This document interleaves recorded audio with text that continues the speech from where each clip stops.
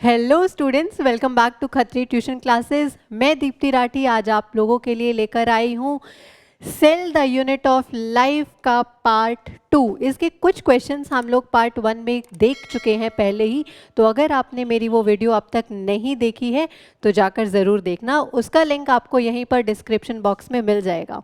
तो हम class 11th का चैप्टर है cell the unit of life.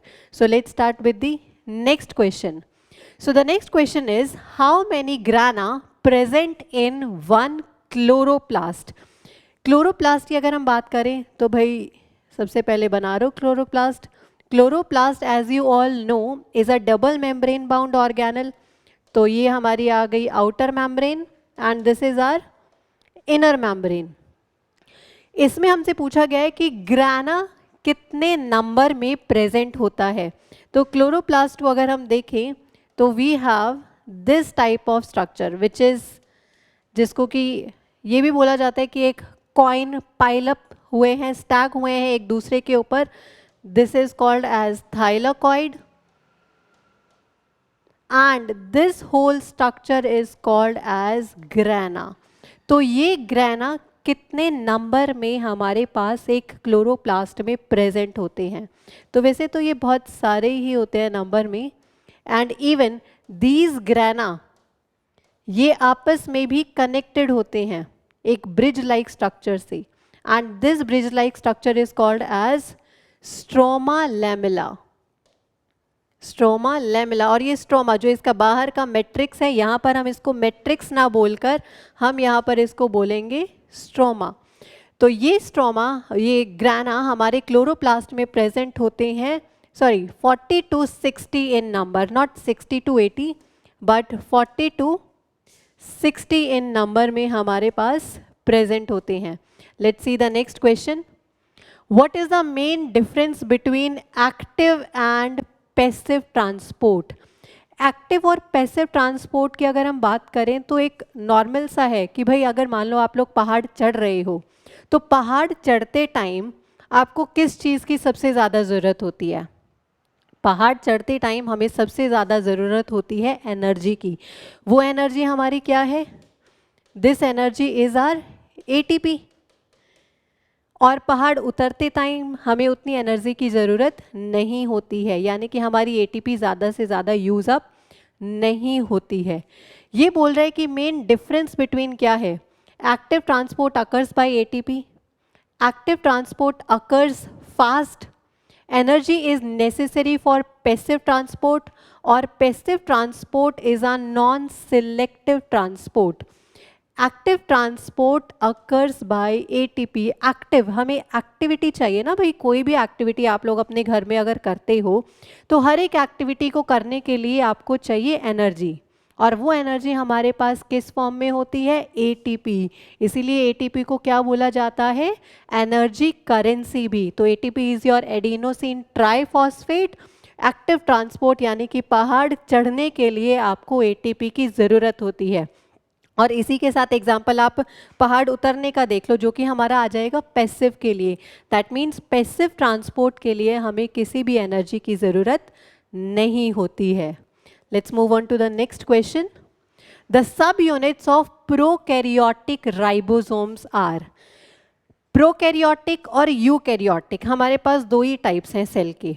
तो प्रोकैरियोटिक राइबोसोम की जो सब यूनिट्स हैं वो कौन सी है इसमें से? 50s plus 30s, 60 plus 40, 40 plus 30 और 60 प्लस 50. तो अगर हम देखें तो हमारे पास दो ही तरीके के राइबोसोम है, या तो 70s या फिर 80s. अब 70s को भी आप कैसे बनाओगे 40 प्लस 30 करके? नो. 70s राइबोसोम कंसिस्ट करता है हमारा 50s प्लस 30s को. 30s हमारी आ जाती है स्मॉलर सब यूनिट और ये आ जाएगी हमारी लार्जर यूनिट. तो हमारा प्रोकैरियोटिक राइबोसोम बनता है 70s से, which is 50 plus 30s. Let's move on to the next question. In which phase the chromosomes appear clear. ऐसी कौन सी फेज है? हमारे पास 4 ही फेसेस होती है, जिसको कि हम पी मैट से आप लोग याद कर सकते हो. P MAT, prophase, metaphase, anaphase और टीलोफेस। पी मैट से याद हो जाएगा, बहुत इजी है। पी मैट की अगर हम बात करें कि भाई क्रोमोसोम्स किसमें सबसे ज़्यादा क्लियरली विजिबल होते हैं, क्रोमोसोम्स टीलोफेस में, प्रोफेस, एनाफेस और metaphase. So metaphase is the correct answer. Why? क्योंकि अगर हम मेटाफेस की बात करें तो मेटाफेस में हमारे पास यहाँ पर एक मेटाफेसिक प्लेट बन जाती है जहाँ पर हमारे क्रोमोसोम्स हमें बहुत ही ज़्यादा क्लियरली विजिबल होते हैं। तो वो हमारा आंसर आ जाएगा मेटाफेस, और मेटाफेस पर ही मेटाफेसिक प्लेट की भी फॉर्मेशन होती है। Let's move on to the next question.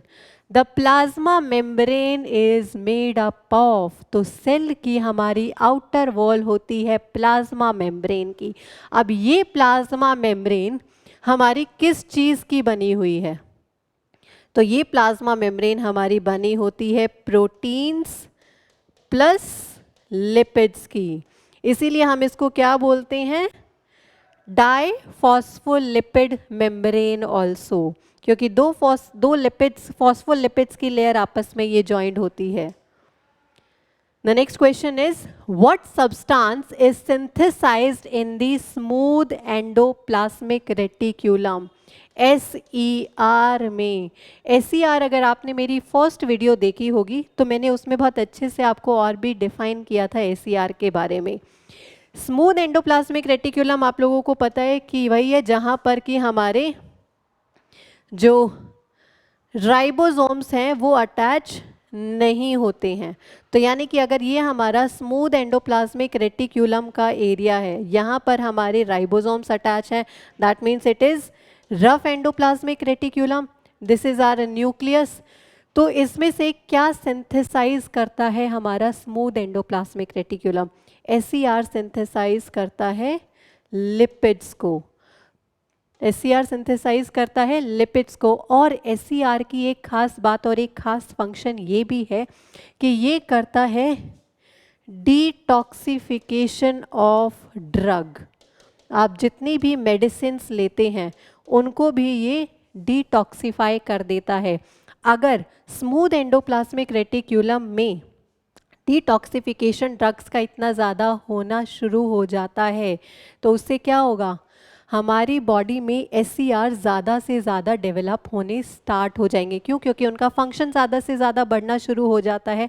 और यही एक रीज़न आता है कि जो लोग अल्कोहल लेते हैं, जो लोग दारू पीते हैं, उनकी बॉडी इतनी वीक क्यों हो जाती है? क्योंकि उनकी बॉडी ड्रग्स को डिटॉक्सिफाई करना स्टार्ट कर देती हैं। वो कोई भी मेडिसिन लेते हैं उनमें मेडिसिन लगती नहीं है कोई भी। तो let's move on to the next question. Which of the following sentence is false? तो ये लाइजोसोम्स के बारे में है सारे के सारे सेंटेंसेस। आइए देखिए, lysosome possess a double membrane structure. क्या लाइजोसोम के पास डबल मेम्ब्रेन स्ट्रक्चर होता है? No, lysosome is a single membrane bound organelle. Lysosome is a suicidal bag. Lysosome digest all macromolecules only macromolecules, or lysosome possess hydrolase enzyme. So which of the following sentence is false? कौन सी हमारी इसमें से false है? False हमें देखना है that lysosome possess a double layer structure. नहीं, उसके पास डबल नहीं, lysosome is a single membrane bound organelle. सिर्फ एक ही मेम्ब्रेन होती है, बाकी के सारे हमारे करेक्ट हैं, हमें इनकरेक्ट चूज करना है। Let's move on to the next question. Nucleolus is, nucleolus क्या है भाई? अगर हमारा ये सेल है, सेल के अंदर आ गया हमारा nucleus, and within the nucleus we have nucleolus. तो न्यूक्लियोलस हमारा कहाँ पर है? It is located in nucleus, which is a correct. It possesses rRNA and chromatin. Chromatin, which is a thread-like structure, जो हमारे न्यूक्लियोलस के अंदर होता है, ये भी ठीक है. And it also possesses a spherical structure. Spherical structure है. That means हमारा first option is correct. It is located in nucleus It also possesses rRNA, that is your ribosomal RNA. It also possesses chromatin and a spherical structure. Let's move on to the next question. Mitochondria stores. Mitochondria, you all know that it is also called as the powerhouse of the cell. Power house क्यों कहते हैं? क्योंकि उसमें सारी की सारी energy होती है और एनर्जी हमारी क्या है? एटीपी. तो बिना किसी भी झिझक के आप लोग एटीपी पे करेक्ट कर सकते हो. ATP is the correct answer. The next question is, for the synthesis of new protein and protein transport, which organelle is related? Synthesis of new proteins, proteins को सिंथेसाइज करने के लिए प्लस में इन ही proteins की transportation के लिए हमें इनमें से किसकी ज़रूरत होती है? एंडोप्लाज्मिक रेटिक्यूलम, क्लोरोप्लास्ट, माइटोकॉन्ड्रिया और लाइजोजाइम. हमारा for the synthesis of new protein and protein transport और सिंथेसाइज हमारा स्टार्ट होता है सारा का सारा प्रोसेस एंडोप्लाज्मिक रेटिक्यूलम से, क्योंकि यहाँ से वो क्या करता है, वो प्रोटीन्स के छोटे छोटे वेसिकल्स बनाकर बाहर निकालने शुरू कर देता है. एंडोप्लाज्मिक रेटिक्यूलम हमारा डायरेक्टली कनेक्ट हो जाता है गोल्जी बॉडीज से. गोल्जी बॉडीज़ में क्या होगा कि उन्हीं वेसिकल्स की, उन प्रोटीन वेसिकल्स की मॉडिफिकेशन स्टार्ट हो जाती हैं और पैकेजिंग स्टार्ट हो जाती है. So let's move on to the next question. Where does ribosome synthesis takes place? Ribosome कहाँ पर सिंथेसाइज होता है? तो राइबोसोम हमारा सिंथेसाइज होता है न्यूक्लियोलस में. न्यूक्लियस के अंदर न्यूक्लियोलस प्रेजेंट होता है which possesses rRNA and chromatin also. तो न्यूक्लियोलस के अंदर हमारा आता है ribosome. Next question is, Golgi apparatus is produced from which organelle? किस ऑर्गेनल से गोल्जी एपरेटस हमारा फॉर्म होता है? Plasma membrane, mitochondria, ribosome? No, the correct option is endoplasmic reticulum. अभी जस्ट मैंने बताया आपको लास्ट क्वेश्चन में कि एंडोप्लाज्मिक रेटिक्यूलम के बाद ही हमारा जस्ट गोल्जी बॉडीज आ जाती हैं. इसको गोल्जी बॉडीज और गोल्जी एपरेटस दोनों ही नाम से आप लोग बुला सकते हो. Let's see the next question. It is the power house of the cell.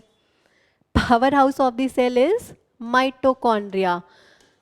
It releases ATP, which is the energy currency. Let's see the next question. Mitochondria is an organelle of which process? हमारे पास ये सभी processes होते हैं, Krebs cycle, glycolysis, Hill reaction और Calvin cycle. तो mitochondria हमारे पास आता है Krebs cycle के अंदर. Where does ETC occur? What is ETC? सबसे पहले तो ये देखिए ETC होता क्या है. तो ETC is your electron transport chain. ETC is electron transport chain और ETC के लिए हमारे पास है माइटोकॉन्ड्रिया. सभी को माइटोकॉन्ड्रिया बनाना आता होगा? नहीं भी आता तो it's very very simple. Mitochondria, this is the outer membrane and this is the inner membrane which forms cristae. ये क्या आ जाते हैं हमारे इसके पास? cristae. तो ETC हमारी अकर होती है inner membrane of mitochondria के अंदर. We have inner membrane, outer membrane, matrix. This is matrix and none of these. तो ETC हमारी अकर होती है inner membrane of mitochondria पर. Let's see the next question. In higher plants, the cell wall is made up of which substance? ये हमारे पास कुछ substance है, इनमें से किसकी हमारी cell wall बनी होती है हायर plants के अंदर? सेल्यूलोज, पेप्टिडोग्लाइकन, लिपोप्रोटीन और कैलोज. हायर प्लांट्स की अगर मैं बात करूं तो हायर प्लांट्स में हमारे पास आता है सेल्यूलोज. तो सेल वॉल बनी होती है हमारी सेल्यूलोज की हायर प्लांट्स के अंदर और इसी के साथ अगर आप कुछ और ऐसे ही क्वेश्चंस हमारे चैनल से चाहते हैं तो इस चैनल को सब्सक्राइब करना मत भूलिएगा। Let's move on to the next question. In a eukaryotic cell, the cytoskeleton is made up of, एक eukaryotic cell की बात कर रहे हैं, not a prokaryotic one. और eukaryotic में क्या difference है कि eukaryotic cells में हमारे पास nucleus present होता है। तो यूकैरियोटिक सेल में साइटोस्केलेटन हमारा किस चीज़ का बना होता है? माइक्रोट्यूब्यूल्स, माइक्रोफिलामेंट्स, ट्यूब्युलिन और all of these. Eukaryotic cell में हमारा साइटोस्केलेटन बना होता है माइक्रोट्यूब्यूल्स का। Let's see the next question. Who suggested that new cells arise through cell division of pre-existing cells, that is your omnicellular e-cellular? ये हमने last video में भी क्वेश्चन रखा हुआ था। तो ये क्वेश्चंस बहुत अलग अलग तरीके से आता है। तो इसका आंसर है हमारा Robert Virchow. Virchow is the correct answer. The next question is, which organelle is present in animal cell but absent in plant cell? इनमें से कौन सा ऑर्गेनल है जो एनिमल सेल में प्रेजेंट होता है लेकिन प्लांट सेल में एब्सेंट होता है? तो वी हैव माइटोकॉन्ड्रिया जो दोनों में प्रेजेंट है, एंडोप्लाज्मिक रेटिकुलम ऑल्सो, और एंडोप्लाज्मिक रेटिकुलम किसको सिंथेसाइज करता है? गोल्जी को, यानी कि गोल्जी भी प्रेजेंट है। तो we have only left with centriole. Centriole is the correct answer. The fluid mosaic model was proposed by whom? तो सबसे पहले देखते हैं कि फ्लूइड मोज़ैक मॉडल होता क्या है। फ्लूइड मोज़ैक मॉडल हमारा मॉडल है हमारी प्लाज्मा मेम्ब्रेन का। और अभी जस्ट हमने देखा कि प्लाज्मा मेम्ब्रेन हमारी किसकी बनी हुई होती है? लिपिड्स एंड प्रोटीन्स की। लिपिड्स और प्रोटीन्स। तो इनमें से किसने दिया है fluid mosaic model? Singer and Nicolson, Beadle and Tatum, Robertson and Miller and Watson and Crick. तो हमारा फ्लूइड मोज़ैक मॉडल दिया है सिंजर एंड निकोलसन ने। Let's move on to the next question. Eukaryotic cells have what type of arrangement in their flagella? Eukaryotic cells में किस तरीके का arrangement हमारे पास आता है? तो यूकैरियोटिक सेल्स में हमारे पास आता है फ्लैजिला के अंदर 9+2 का अरेंजमेंट, जबकि हमारे पास एनसीईआरटी में 9+0 का अरेंजमेंट दिया हुआ है। किसके लिए? सेंट्रियोल के लिए। तो ये भी आपको याद रखना है क्योंकि एनसीईआरटी है और दोनों ही सिर्फ और सिर्फ फ्लैजिला, सीलिया प्लस फ्लैजिला में हमारे पास होता है 9+2, सेंट्रियोल में हमारे पास होता है 9+0 का arrangement. Let's see the next question. A microtubule is composed of what type of protein? ये सारे प्रोटीन्स हैं, myosin, actin, durable protein and tubulin. इसने बात किया है माइक्रोट्यूब्यूल। तो माइक्रोट्यूब्यूल इसमें कुछ ज़्यादा याद करने की भी ज़रूरत नहीं है, ट्यूब्यूल से ही वर्ड देख लो कौन सा मैच करता है, दैट इज़ योर ट्यूबुलिन। तो हाँ भाई, माइक्रोट्यूब्यूल का हमारा प्रोटीन आ जाता है tubulin. Let's move on to the next question. What type of ribosome do bacteria possess? Bacteria हमारा कहाँ पर आता है? हमारी प्रोकैरियोटिक सेल में। प्रोकैरियोटिक सेल हमने अभी देखा था किस में आता है? 70S में। 70S की यूनिट्स आ जाती है हमारी 50S प्लस 30S की। That means 70S is the correct answer for ribosome. In bacteria के अंदर जो राइबोसोमल यूनिट्स प्रेजेंट होती हैं। The next question is, how many subunits make up a ribosome? Ribosome की कितनी subunits होती हैं? तो we have only 2 subunits, a larger one and a smaller one. तो एक larger आ जाती है और एक smaller आ जाती है। बैक्टीरिया यानी कि प्रोकैरियोट्स की बात करूं तो in prokaryotes we have 50S और 30S। यूकैरियोट्स की अगर बात करूं तो यूकैरियोट्स में आती है हमारी टोटल 80S की यूनिट, जो कि हमारी डिवाइड होती है 60S प्लस 40S के अंदर। तो this is for eukaryotes and ये आ जाएगा हमारा प्रोकैरियोट्स के लिए। लेट्स सी द नेक्स्ट और the last question of this session.